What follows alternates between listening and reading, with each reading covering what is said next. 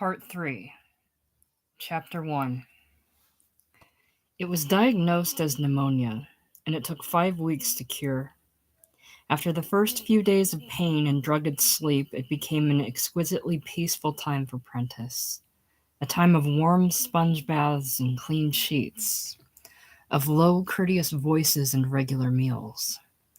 The hospital, miles farther back from the line than evacuation hospitals for the wounded, was set up in an old stone building that had once been a Catholic school for girls, and its pneumonia ward overlooked a scene of gently rolling hills, gray and brown in the February thaw.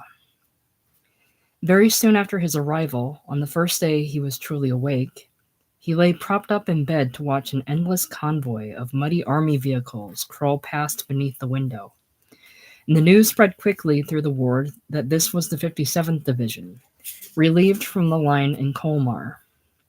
They were going up to Holland, where they would rest and take on new replacements until they were restored to combat strength. And this meant there need be no sense of guilt about lying here, clean and warm, and sipping hot chocolate.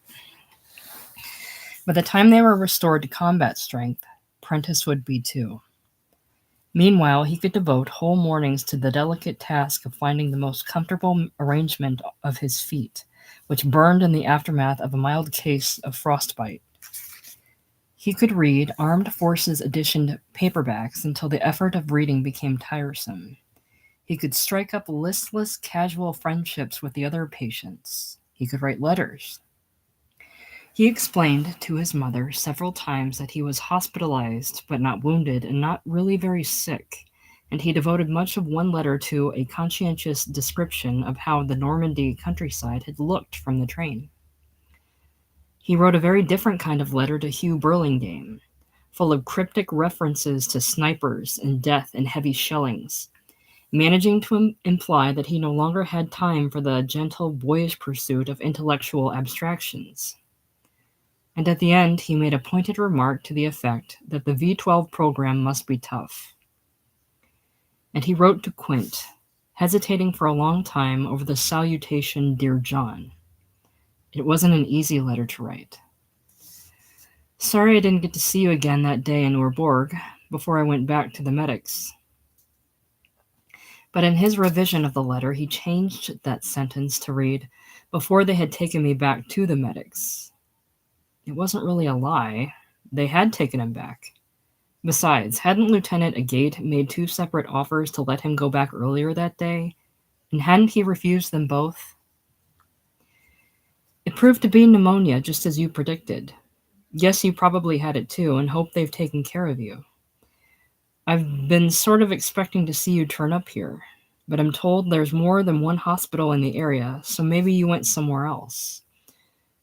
Or maybe you stuck it out until the outfit pulled back to Holland, as I'm told they did a few days later. Anyway, I hope you're well again, wherever you are. We both probably should have gone back when you first suggested it before the Orborg business." After that ticklish part of the letter was written, it was hard to think of anything else to say. The last few sentences had a falsely hearty sound, like some civilian's idea of the way old army buddies used to talk. And he concluded it with, "Regards to Samar if you see him, and the best of luck." It was as strange to sign Bob as it had been to write John. Then he put, "P.S. There seems to be an unlimited amount of your damn Bond Street tobacco in the PX supplies here. Soon as I'm out of bed, I'll try to grab as much as I can for you." He got 4 packages of the stuff and tied them up with a strip of red ribbon torn from the Catholic girls' school curtains, and he wrote out a little card that said "Merry Christmas." By that time, when he was padding around in a bathrobe and cotton slippers, the news commentators on the ward radio had begun to talk about a Marine Corps landing on an island called Iwo Jima. And not long after that, there was another news item that set off whoops and hollers throughout the ward. The First Army had found a German bridge intact and had crossed the Rhine. There were giddy predictions that the European war might be over in a matter of weeks, and this was a little troubling. What if it ended before he got back to the line? Would he then be able to say he'd been in the war or not?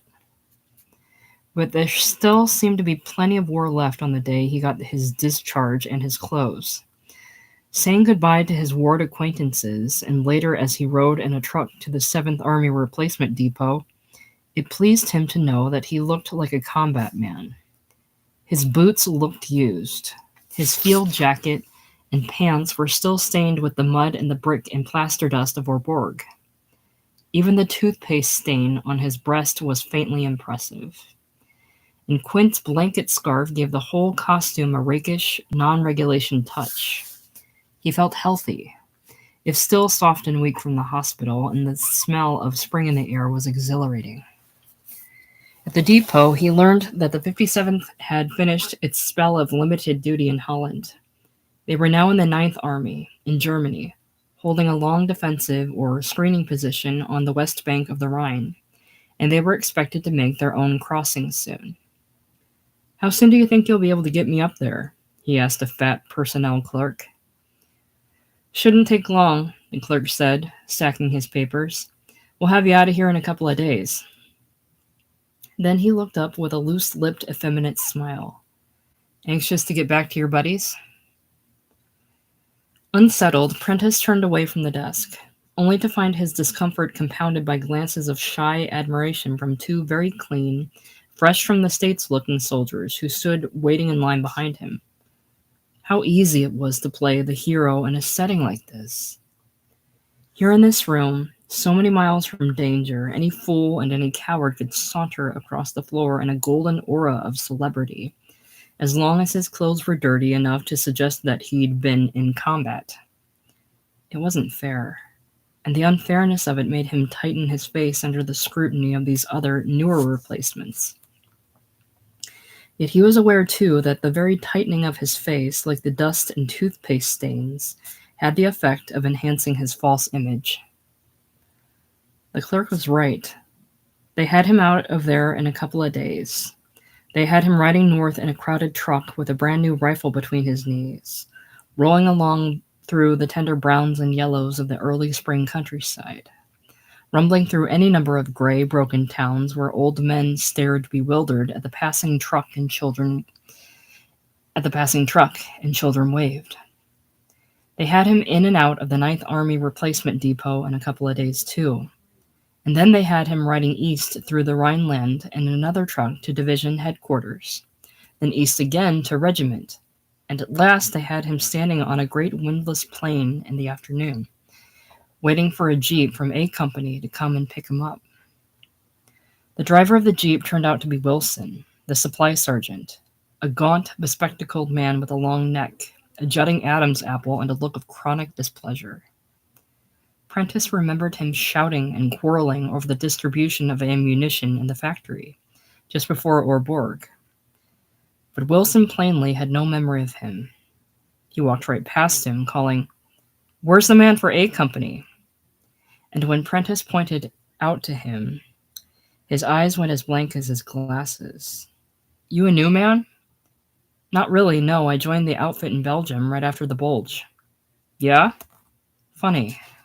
I don't recognize you at all." In the jeep, as they hummed along over seemingly endless flatland, Wilson's profile drew up into a squint. "Which platoon you in?" he asked.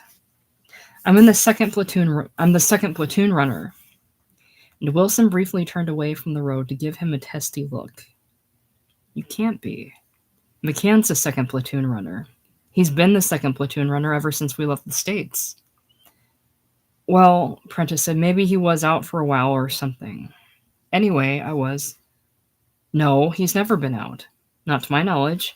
You sure you've got the right company?" "Of course I'm sure. I was second platoon runner down in Kalmar up until after Orborg."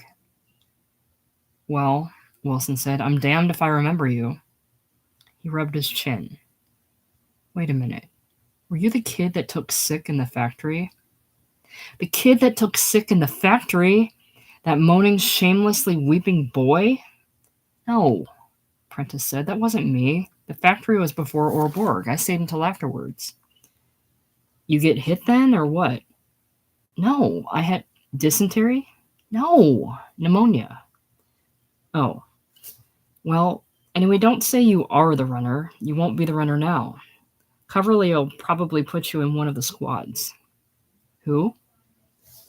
Lieutenant Coverly. He's the new platoon leader. Oh. And is Brewer still platoon sergeant? No, Loomis is. Brewer was hit back in Colmar. Jesus, I didn't know that. Prentice said where? The hip. Bad. But not too bad. No, I mean where? In Horborg? Appenweir. That was the second town we took. Shit, Horborg was a breeze compared to Appenweir. Oh. There was a pause. And is Lieutenant Agate still... Yeah, he's still CO, only it's Captain Agate now. Oh. And from there on they rode in silence across the plain, which was so long and wide and level as to give very little sense of speed. They passed several artillery positions, far out in the slowly turning land, and then they passed an anti-aircraft gun emplacement. By now Prentice could make out the separate shapes of distant houses that had been mere dots on the shimmering horizon a minute before. And he could see that the land stretching out beyond the houses met the sky in a new horizon that was probably the west bank of the Rhine. When they had reached and overtaken the houses, Wilson swung the jeep into a left turn and they drove slowly down the road on which the houses faced. And now, passing one of them after another, Prentice saw soldiers lounging in their yards and looking out of their windows. All of them were carelessly dressed, and some wore the black silk top hats looted from the German closets that had lately become an army fad. This here's the CP, Wilson said, and brought the jeep to a stop outside the largest house. Agate was there in the yard, laughing and talking with some men Prentice had never seen before. He looked about the same, except that he was clean and shaved and seemed to have gained some weight. Captain's bars gleamed on the shoulders of his washed and shrunken field jacket, and over his left breast, crookedly pinned on, was the rich little ribbon of the Bronze Star. Approaching him, Prentice wondered if he ought to salute. Then, in fear of looking silly, he decided not to. "Excuse me, sir, I'm just reporting back from the hospital. My name's Prentice. I don't suppose you remember..." And by that time, Agate's eyes had come slowly into a focus of recognition. "Oh yeah," he said, "you're the fellow lost your voice, right?" He didn't offer to shake hands. Was that a bad sign? But his voice and manner were courteous, and Prentice felt a little warmed. "Well, good," he was saying. "We've been having it pretty soft up here lately, but I expect things will be getting noisy again very shortly." As he listened, Prentice thought he could see the strolling figure of Logan from the corner of his eye, and he stared fixedly at Agate's face in order to avoid whatever greeting Logan might have for him. Then he risked a full glance in that direction and found that Logan, or whoever it was, had vanished. "Let's see now." The captain rubbed the side of his red neck. "Afraid we can't use you as runner anymore. You'll find your platoon in the third house down the road. Ask for Lieutenant Coverly. Only first you better go inside here and check in with the first sergeant for the morning report." "All right, sir. Thank you." And turning away, he wondered again if he should have saluted, but it was too late. There were no familiar faces in the CP. Even the first sergeant himself, fat and partly bald and stupid-looking, was a man he only dimly remembered and who didn't remember him at all. "How do you spell that?" he asked when Prentice gave his name. And he had to have spelled it out for him several times as he hunched over his paperwork, his heavy fingers using the pencil as slowly and gingerly as if it were a surgeon's scalpel. "Dysentery, was it?" "No, pneumonia." "How do you spell that?" There were no familiar faces on the road either, as he made his way down to the second platoon. A number of men were loitering in the doorway of the platoon house, some of them wearing top hats, and they all stared at Prentice, blocking his way. Most of them looked no older than himself. Is Lieutenant Coverley here? Inside, in the kitchen. And two of the men, or boys, moved aside to let him through. There were other watching strangers in the vestibule of the house, and in the shadowed living room and in the hall. In the kitchen doorway, the slanting rays of the afternoon sun hit him full in the face. He had to stand there blinking and trying to shade his eyes before he could see that four men were sitting around the bright kitchen table, drinking coffee out of flowered china cups. All their heads were raised to look at him. The man who seemed to be in charge was dressed in a light, old-style zippered field jacket with no insignia. He was burly and bull-necked, with small eyes set close together and a truculent face. And Prentice was about to address him when he saw that the narrow and much less imposing man beside him was wearing lieutenant's bars. "Lieutenant Coverley?" "Right. What's up?" And Prentice labored once again through the announcement of his identity. "Well," the lieutenant stood up, revealing that he was short as well as thin. "Welcome aboard." His small blond head was delicately handsome, and his voice was southern. His hand was moist, and all its fingernails were bitten to the quick. "You know Sergeant Loomis, our platoon sergeant?" The burly man was on his feet now, crushing Prentice's knuckles. "I don't seem to remember you," he was saying in a deep, theatrical baritone. "Were you with us before?" "Just for a few days is all, back in Colmar, when Sergeant Brewer was in charge. Only, I was a platoon runner then, you see." "That's so. I would have said McCann was our runner right along. You must be one of the people joined us on that train in Belgium then, right?" "That's right, from there to Orborg, through Orborg, actually." "Then what? You get hit?" "No, I had pneumonia." And he wondered why he had to stumble in saying it. What was so shameful about having pneumonia? Was he afraid that Loomis, like Wilson, might mistake him for the kid that took sick in the factory? "I see," Loomis said. "Well," and he nodded toward the other two men at the table. "This is Klein, Joe Klein, the radio man, and this is Ted Bankowski, the medic." They couldn't have been more different. Klein was swart and rat-faced, dapper in a grubby way, with a carefully shaped pencil mustache showing black against the gray of a 3 or 4 day growth of beard, and his smile was yellow. Beside him, Ted the medic looked very clean and fair and healthy. He could have been an Eagle Scout or the president of a Polish-American youth club. And the most attractive thing about him now, as he held out one strong and shapely hand, was a dawning of recollection in his eyes. "Oh yeah," he said, "I think I do remember. Didn't you have laryngitis or something?" "That's right, yeah." "Where'll we put him?" The lieutenant was inquiring of Loomis. "Which squad's the most short-handed?" "Hell, they could all use another man. I guess Finn's the worst off, though." "Okay, Prentice, we'll put you in the first squad. Klein, run out back and get Finn in here." "Right." And the radio man scurried obediently around the table and out through the back door, wearing the earnest frown of a habitual toady. Then there seemed to be nothing to do but stand there and wait. Nobody had asked him to sit down, while the men at the table resumed some interrupted conversation of their own. In a little while the door opened again and the talk stopped.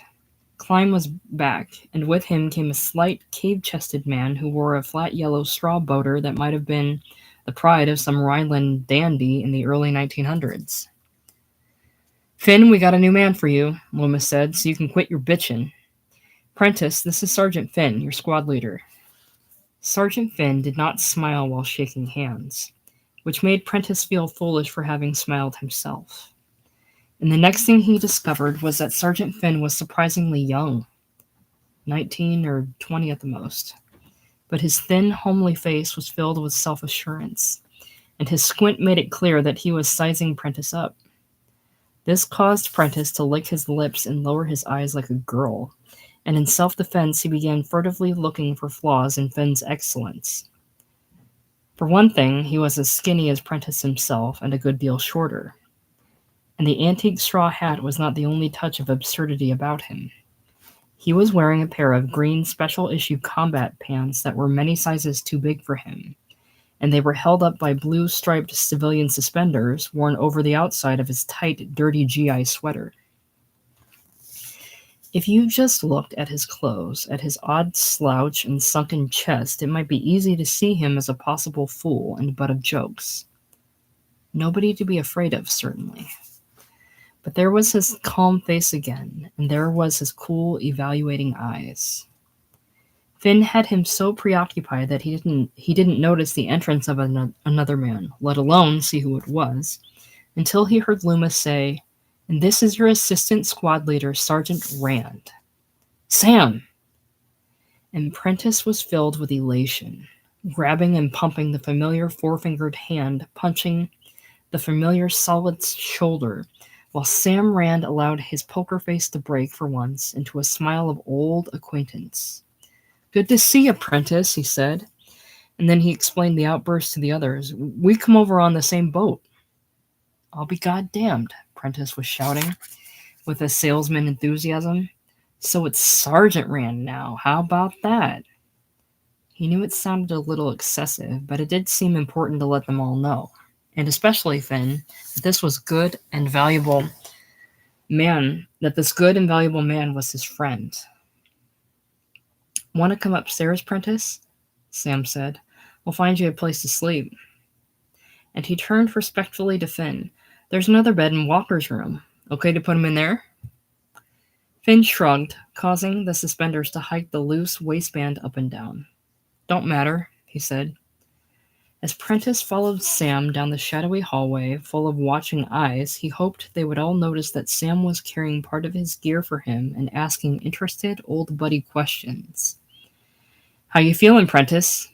Where'd they have you hospitalized?" It was turning out to be all right after all. As soon as he had unpacked his stuff and received permission to leave the house, he would go over to Weapons Platoon and find out about Quint. "How's Quint?" he asked, starting up the stairs behind Sam's slow, laboring buttocks. And at first he thought he hadn't heard him. "Hey, Sam, how's Quint?" Sam paused on the stairs and looked part of the way back over his shoulder, not quite as far as Prentice's face. "Well," he said, "that's not so good." Then he went on climbing. "You mean he's still sick?" "No, worse than that." "You mean he was hit?" "Come on along in the room," Sam said. In the room, which smelled of old wallpaper and damp plaster and rifle cleansing fluid, Prentice sat on the edge of a quilted bed and Sam sat on a delicate antique chair. "It was right after we pulled out of Warburg," he said, "on the way to Oppenweir. That was the next town we took down there. Anyway, we had to go across this big-ass field. The thing is, there was landmines in the field. Not many, but some. Now, I didn't see this happen. Weapons Platoon was following some distance behind us and away over to the left. I didn't see it happen, but I heard about it later. They say Quint stepped on a mine. Now, they say he wasn't hurt too bad, not then. This medic ran over and commenced tending to him. Only just then this other medic comes running over to help, and this other medic set off another mine right up close. They say all three of them was killed outright." There was a long silence, during which the sound of laughter floated up from the kitchen and died away. Someone had evidently told a joke.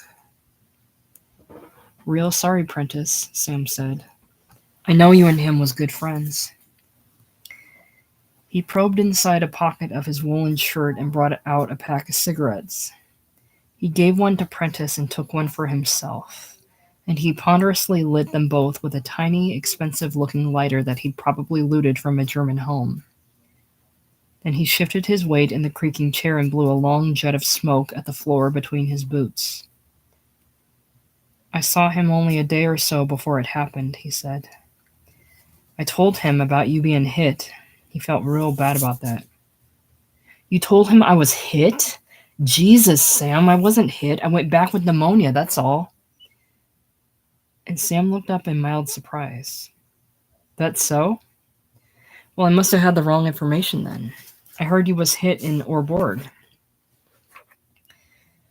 There was another silence, and then Sam got up from the chair and mumbled that he would see him later. Wait a second. Prentice was suddenly in terror of being left alone. He wanted to say, wait a second. Listen. Do you know he would have gone back even before Orborg if it hadn't been for me? I talked him out of it. And do you realize I went back the next day without even telling him? Without even telling him.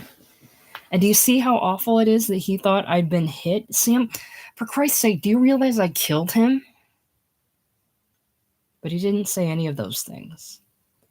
Instead, he said, wait a second. He rummaged in his bag until he found the 4 packages of Bond Street tobacco. But he didn't bring them out until after he'd torn off the red ribbon and the tag. You smoke a pipe sometimes, don't you? He said. Sometimes, yeah. Well, that's real nice of you, Prentice. I predate it. And Sam Rand stood there, holding the stack of packages in both hands, straightening their edges with his social finger. Then he was gone, and Prentice was alone in a silence that rang with all his shrill, unspoken words. He was so alone that the only thing to do was lie back on the bed and roll over and draw up his knees like an unborn baby, staring with dry eyes at a cluster of pink flowers on the wallpaper, knowing he had never been so alone in his life. After a while, he rolled off the bed and got to his feet, gazing at the ceiling as if beseeching God for punishment. Then he let his head fall forward and clasped his temples with both hands, a gesture as melodramatic as any that Alice Prentice had ever achieved. And he was still doing that when the door burst open and a husky boy in a top hat stood staring at him. The only thing to do was reshape his tragic features into a wince of discomfort and begin scratching his scalp with all 10 fingers, as if he were a man bedeviled with dandruff who could sure as hell use a good shampoo. You, Prentice? The big boy's face was so expressionless that Prentice couldn't tell if the scalp scratching ruse had worked or not. Here's your mail. It just come over from the CP. And he slung a thick, twine-bound sheaf of letters onto Prentice's bed. Oh, Prentice said, still scratching and wincing. Thanks. Then he smoothed his hair, shook his fingers as extra proof of dandruff, and hooked his thumbs manfully into his belt. My name's Walker, the boy said. I got the other sack in here. Oh, glad to meet you. But Walker only mumbled something about being on duty and having to haul ass. He snatched up his web equipment from the bed and buckled it on, exchanged his top hat for a helmet, picked up his rifle, and was gone as quickly as he'd come, leaving an almost visible trail of unfriendliness. It was the first mail Prentice had received since coming overseas. The letters were mostly from his mother. She seemed to have written 3 or 4 a week, and he sorted out the one with the most recent postmark and opened it first, to make sure she was all right. Dearest Bobby, I do try so hard not to worry, and I know the hospital must be a safe place to be, as long as you say you're not very sick, but even so, I am just worried half to death. Everybody says the world will soon be over, and I do so hope and pray. He let his eyes slide down the lines of her big, impassioned handwriting until they came to rest on another paragraph. Oh, how I loved your description of France. You made it all so real for me that I feel almost as if... And then he put it back in its envelope. There was a letter from Hugh Burlingame, too, and 2 others from lesser of his school friends, but he didn't feel like reading them now. The one letter that claimed all his attention, the one he held and stared at for a long time without opening, had not been intended for him. It was very new-looking, written on Red Cross stationery in his own shamefully familiar hand, addressed to PFC John R. Quint, and it bore the company mail clerk's pink rubber stamp, "Return to sender." Being on duty at this position on the Rhine meant walking out across the flatland, twice a day and twice at night, to sit in a foxhole overlooking the mild, surprisingly narrow river. You sat there for 2 hours on an improvised wooden bench with a field telephone close at hand, watching for any sign of movement on the opposite shore, until another man came out to relieve you. From half a mile away to the north came the faint, wavering sounds of engineers at work on a pontoon bridge. Prentice welcomed his 2 hour sittings because they gave him a chance to be as alone as he felt, and only when he was alone could he savor the full enormity of his guilt. It would have been so easy. If only he had said, "Okay," when Quint first suggested their going back. And what, after all, would it have cost him to say that? Or later, in the talk they'd had over the windowsill in Orborg, if only he had said he was ready to go back then. Or later still, after he'd fallen on that mattress under Logan's cursing. How much strength would it have taken, after all, just to have roused himself and gone to find Quint again and said, "Look, I'm ready now, I'm going back." Why hadn't he done that one last tremendously important thing? Was it really because he'd been too sick to get off the mattress? Or was it, this was the most galling thought of all, was it because of all the goddamn wine he had drunk that day?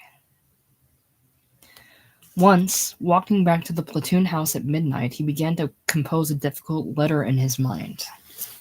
"Dear Mr. and Mrs. Quint, I want you to know that I feel personally responsible for the death of your son." And when he was in bed, huddled with a flashlight under the tent of a blanket so as not to disturb Walker's sleep, he tried to commit it to paper. But all the sentences had to be crossed out and reworked and crossed out again, until, an hour later, he abandoned the job. What could he hope to accomplish with a letter like that? All he'd get back, if anything, would be some formal kindly words from the grieving parents. He crumpled it up, turned off the flashlight, and tried to sleep. Then half an hour later he was up and writing again, trying a different kind of letter. "Dear Mr. and Mrs. Quint, I want you to know that your son John was the finest man I have ever..." But he couldn't finish that one either. At last he put the flashlight away and lay still, flexing the writer's cramp out of his fingers, listening to Walker's heavy snore and to the shallow sound of his own breathing. It was hopeless. The only way he could ever make amends was with action, not words. With whatever action might still be possible on the dangerous land beyond this river. And he put himself to sleep with daydreams of heroic combat and rescue and self-sacrifice. In the meantime, there was the daily problem of how to fit in with the men of the 2nd Platoon, and especially with those of his own rifle squad. More than once he was tempted to walk up to Finn and say, "Look, Sergeant, there's something I want to get straightened out with you. The point is, I think you must have confused me with the kid that took sick in the factory back in..." But he was never able to do so, and Finn's narrow gaze seemed never to include him except with mild disdain. And Sam Rand wasn't much of a comfort. With Quint gone, it soon became clear that the two of them had very little in common. Besides, it wasn't easy to talk to Sam now without seeming to be currying favor with the assistant squad leader. Only 2 of the squad were veterans of the Bulge, Finn himself and a noisy, flat-faced little man named Krupka, who looked 17 but was in fact 23. It was Krupka who made the first friendly overtures. One morning when Prentice was waiting his turn at the platoon's extra latrine, a straight chair with a knocked-out seat that straddled the slit trench in the backyard, the original latrine, a civilian outhouse, had become too full and foul to use, Krupka was taking his time on the chair, allowing his bowels to move with an unforced animal rhythm, gesturing with a clutched wad of K-ration toilet paper to emphasize the points of his one-way conversation. "You was with us down in Colmar, right? Well, listen, don't let nobody shit you. You ain't missed nothing since then. All we done since then was go to Holland in a holding position. Then we come up here, and since then we just been quiet. Some of these guys will try to give you the big line of bullshit. Don't listen to 'em. Part of the state's you from, Prentice?" He seemed decent and kindly enough, but Prentice was cautioned by an old and trusted rule of his school days.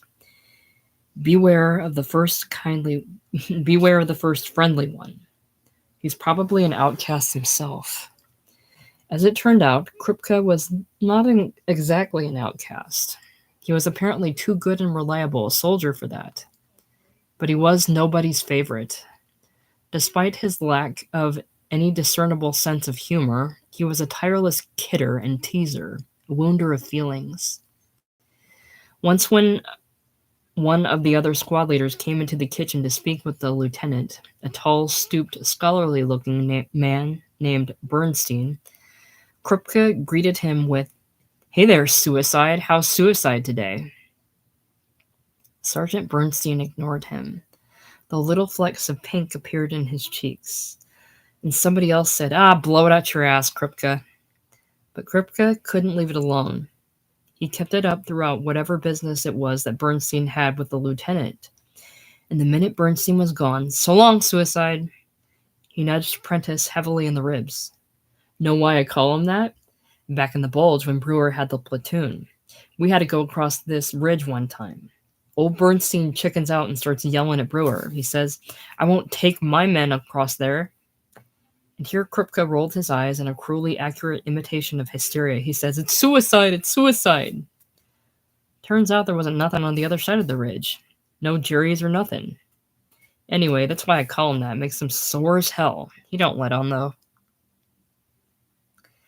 The other 5 men in the squad, it was a 9-man squad as opposed to the regulation 12, were all newcomers who had joined the outfit in Holland. All 5 were Prentice's age or younger, and the husky, top-hatted Walker, Prentice's roommate, was clearly their spokesman. He and 2 taciturn, squint-eyed country boys, Drake and Brownlee, were inseparable companions. And it was with these 3 that Sergeant Finn chose to spend most of his time. He accompanied them on foraging trips down the road for eggs and wine. He sat up late to drink and play cards with them, and he continually looked out for their welfare. It was as if he had decided that these 3 were the only members of the squad worth bothering with. He seemed to have decided that Sam Rand was all right, but that Sam was older and could shift for himself. That Krupke was all right, but that Krupke was a pain in the ass. As for the others, though, it might be his duty to lead them. His every glance and muttering made it clear that, as far as he was concerned, they were on their own. And these others, in addition to Prentice, were 2. A small, sad-eyed, homesick boy named Gardinella, who constantly tried to ingratiate himself with Finn and constantly failed, and another very young-looking soldier named Mueller, who was so quiet and so rarely in evidence that Prentice at first thought he must belong to another squad. He was middle-sized and stocky, though his weight was more baby fat than brawn, and he had small, tapered, weak-looking hands with dimpled fingers. The surprising thing about Mueller was that he was the barman. He would theoretically control major firepower of the squad, but Prentice hadn't been in the house more than 3 days before hearing the story of how Mueller had come to be assigned to that job. In Holland, there had been some kind of battalion lecture or briefing after which, in the confusion of reforming ranks and getting back into trucks, Mueller had left his rifle behind. And Finn, after chewing him out, "You mean you lost your rifle?" had said, "Okay, Buster, from now on you're the barman." It was a punishment. The bar weighed twice as much as an ordinary rifle and required the wearing of a special belt heavy with sagging ammunition magazines. It was generally assumed that when the squad went into action, Finn would assign the bar to some more competent man. Walker, for instance. But in the meantime, Krupke gave Mueller a merciless kidding about it. Hey, you gonna give yourself a bunch of Jerry's with that bar, Mueller? You gonna stop a couple of Tiger tanks? Hey fellas, let's get Mueller some armor-piercing ammo so he can stop a couple of Tiger tanks, okay, Mueller? The carrying of the bar was Mueller's cross, and he bore it with a fortitude that Prentice could only admire. But there seemed to be no way for Prentice to relax among these men, even with Gardnella and Mueller. He kept to himself, and he looked forward to his 2-hour sittings in the riverbank foxhole. And it was there, late out one afternoon, that he decided to do the thing he had put off for too many days: make a visit to Weapons Platoon. He walked there as soon as he was free. The first few men he spoke to were of no help. They were new replacements. But then he found a haggard-looking staff sergeant with the dimly remembered name of Rolls, who had been with the outfit all along. "Quint?" said Rolls. "Short fella? Wore glasses?" "Yeah, I remember him, only I've forgotten his name." He looked up, squinting in the fumes of cleaning fluid that rose from the stripped-down pistol he was swabbing on an ornate dining-room table.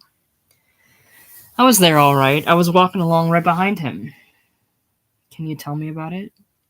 Can you tell me exactly what happened?" The sergeant put down his cleaning rag and applied a match to a flattened cigarette. "Well," he said, "this mine went off. Not exactly up in his face, kinda off to one side. Didn't kill him. Then Dave, that was our medic, best damn medic in the company, Dave goes over to help him. And then this other medic, I don't know who the hell he was, never saw him before in my life. This other damn fool medic comes charging over out of nowhere. Some bitch wasn't even needed, that's the funny part. Just some eager beaver bastard couldn't mind his own business. Anyway, this other damn fool medic comes over without watching his step, and wham! Another mine." "I know," Prentice said. I've heard that part of it. What I mean is, there's no question but that all three of them were killed. You're absolutely sure Quint was dead?" Sergeant Rolls removed the cigarette from his mouth and picked a fleck of paper from his lower lip. "Buddy," he said, "the last time I saw him he was laying there." One nicotine-stained forefinger pointed to a place on the dining room carpet, while Prentice nodded. Then the finger drew a slow arc in the air and pointed to another part of the floor 5 or 6 feet away. "And his head was laying over there." On the way back to his own house, Prentice felt his toes curling, as if to grip the earth like talons with every step. And he moved as heavily as if he were nearing the end of a 10-mile hike. When he was still some distance away from the house, he heard the noise of laughter and clattering dishware, and only then did he remember what evening this was. The second platoon was having a party they'd been planning for days. A number of chickens had been killed and butchered. Many bottles of schnapps and wine had been saved for the occasion, and now the feast was at its height. All the tables in the house had been crowded into the kitchen to form a long, intricate banquet surface. Lieutenant Coverley sat in the place of honor, dwarfed by the hulking presence of Sergeant Loomis on his right, and the rest of the hunched, eating men filled every available inch of table space. As Prentice stood awkwardly in the doorway, it was clear that he had nowhere to sit. "We don't wait for anybody here, Prentice," Loomis called out, his mouth and cheeks shining with chicken grease. "I'm afraid you're out of luck." "That's okay," he said, and as one chewing face after another turned to look at him, he wished he could dissolve into the wall. But Ted the medic was on his feet, loading up a plate of food for him. Several of the men had to pull in their chairs to let Prentice sidle past them along the wall toward the stove. And then they had to pull in again to let him make his way back. He ate, squatting on the floor, trying to hold his plate steady on one thigh. The elbows and backs and turning heads of the men were high above him, far too high to let him be included in their talk, and he could scarcely taste the food for his embarrassment. The scene was almost too pat, too ludicrous an illustration of his role in this platoon. The one man bound to be late for everything, left out of everything, and finally consigned to a place too low for notice.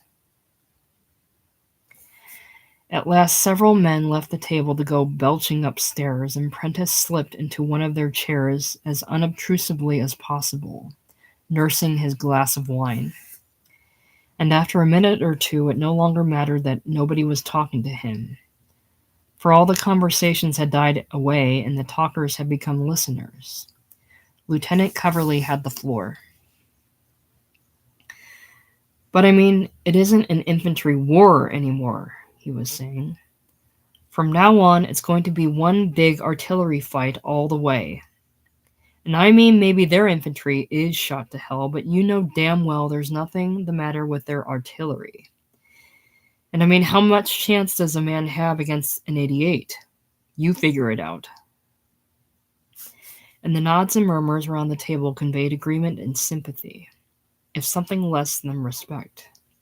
Even Prentice had to come to know by now, as well as anyone, that the lieutenant was wholly unsure of his command and of himself. His nail-biting, his shyly darting eyes, and breathless, almost whispering voice all betrayed him. And so did his insistence that the men call him Covey instead of lieutenant or sir, as if informality might relieve him of his obligation to lead. His talk was always full of his having been trained as an administrative signal corps officer, and of the unhappy transfer and shockingly brief retraining that had brought him to this platoon in Holland. There was a rumor, too, that he'd recently received a Dear John letter from his wife. "Please," his gentle southern voice seemed always to be saying, "please don't expect very much of me." And nobody did, though nobody seemed to dislike him. The men did call him Covey without embarrassment, and for the most part they seemed tactfully determined to do whatever they could to help him through his ordeal. "Hell," he was saying now, and his drink-enriched voice was taking on an uncommon authority. "Hell, when you're up against infantry, at least it's a fair fight, right? I mean, then it's essentially one man against another, kill or be killed. And hell, I'll take my chances in that kind of situation any day." Prentice couldn't help doubting this, and looked furtively around the table to see if there were any other doubting faces. Would Coverley really rather take his chances in that kind of situation any day? It didn't matter. Foolish statement or not, he was getting away with it. "I'll make ye a little bet," he was saying now. "I'll bet you not one man in 10 of us gets to fire his weapon from now on. Nothing to shoot at, no way to fight back. Hell, we might as well be going in unarmed for all the good our weapons will do us." His eyes were glittering defiantly around the table. "We'll be sitting ducks for their 88s all the way. That's what scares me. And I don't mind telling you men, it scares the piss out of me." Sergeant Loomis elaborately cleared his throat, and when he began to speak, Prentice could understand what it was about Loomis. Despite his fine record and despite his being the real leader of the platoon that made most of the men detest him, it was that he was such a goddamn actor. Everything he said came out with a ponderous fraudulence of something in the movies. It was as if he had learned how to be a platoon sergeant by watching every Hollywood war picture ever made.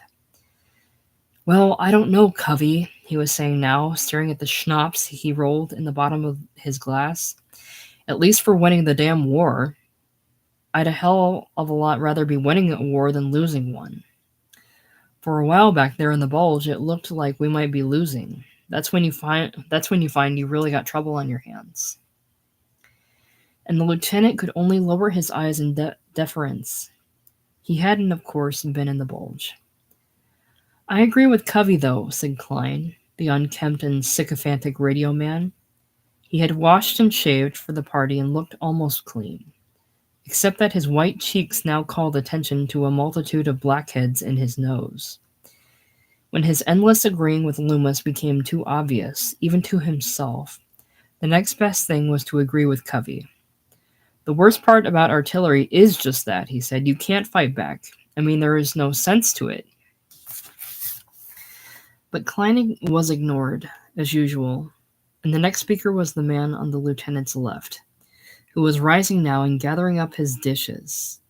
A tall, ruddily handsome staff sergeant named Paul Underwood, who was the platoon guide. Underwood rarely stayed around the house for long. He seemed to have so many friends throughout the company that he was always on the move, as if to bestow his presence on a few admirers at a time.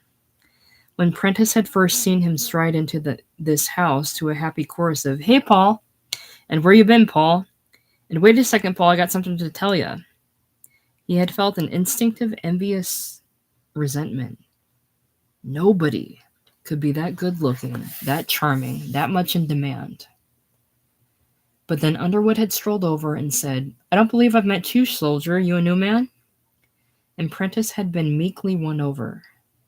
He was perfect. And now, as he sidled away to carry his dishes from the table, he held everyone's attention. "Well," he said, "all I know is they can't get the damn thing over with too soon for me. I just wish they'd keep us up here on this side of the river and let the Russians clean it up. That'd suit me perfectly." "Buddy," said Ted the medic, you can say that again."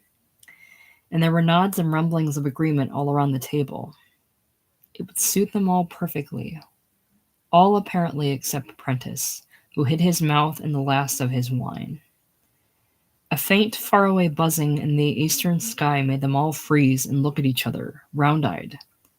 Then it grew louder and lower. An aircraft engine.